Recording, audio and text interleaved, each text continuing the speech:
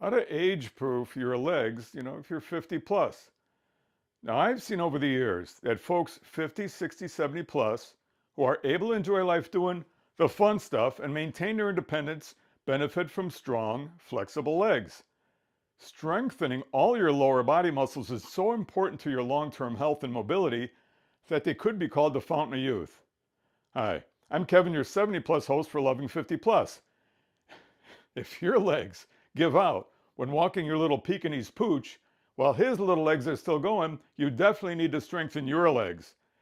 Now, if getting out of bed, getting up from the couch, or even getting out of your Shelby Mustang or Chevy Corvette is a little tough, you definitely have to strengthen your leg muscles.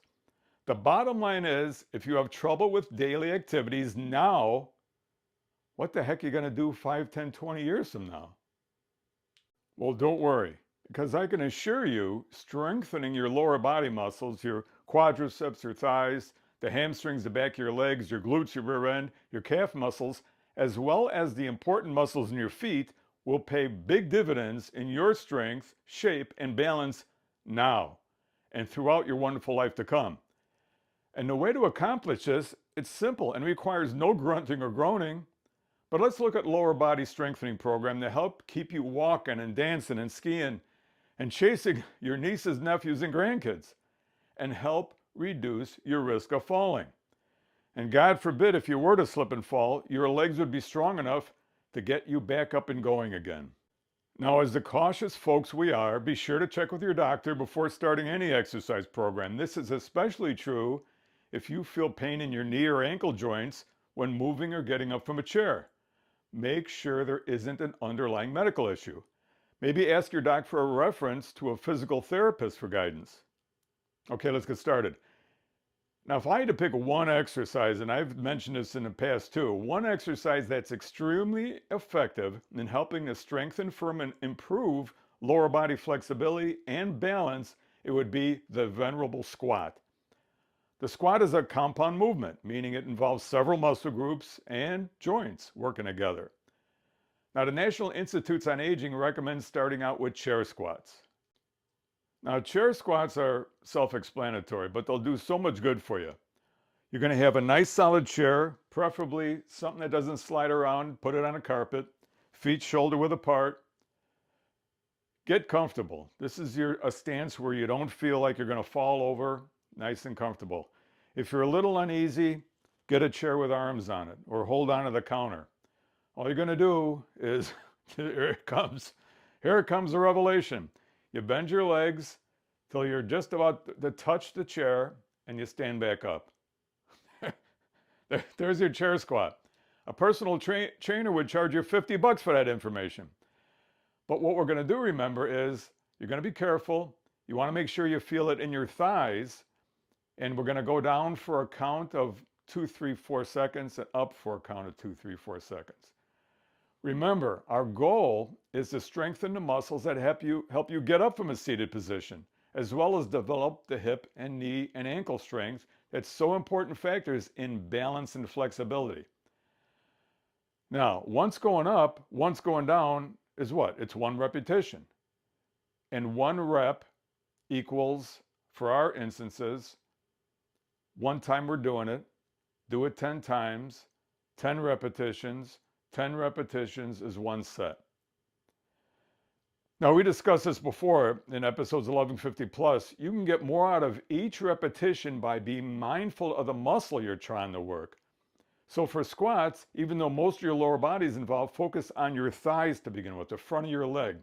You can even place your hands on your thighs when you go down and feel those thigh muscles working. Don't be bouncing up and down and hurting your knees. Nice and slow. Get acquainted with your thighs.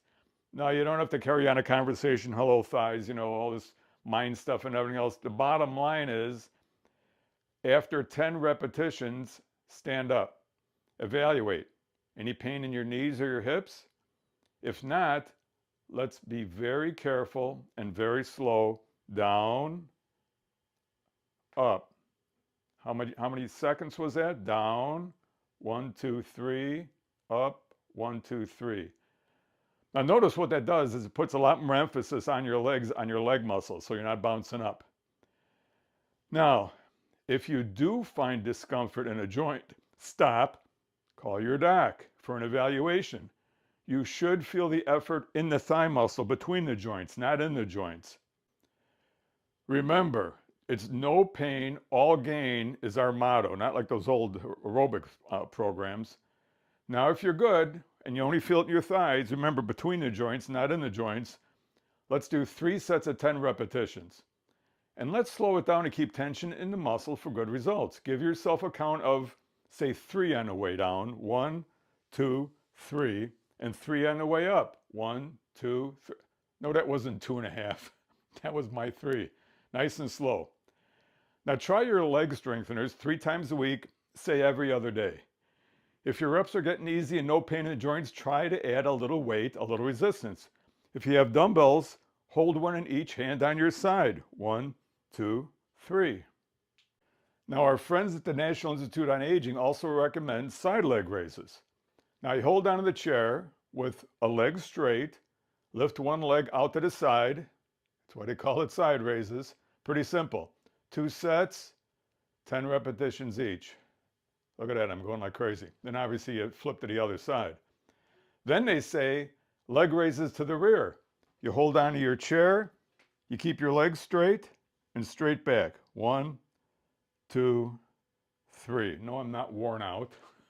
There's no reason for me to go through 10 reps. You'll be bored and you'll flip onto something else on the YouTube channels.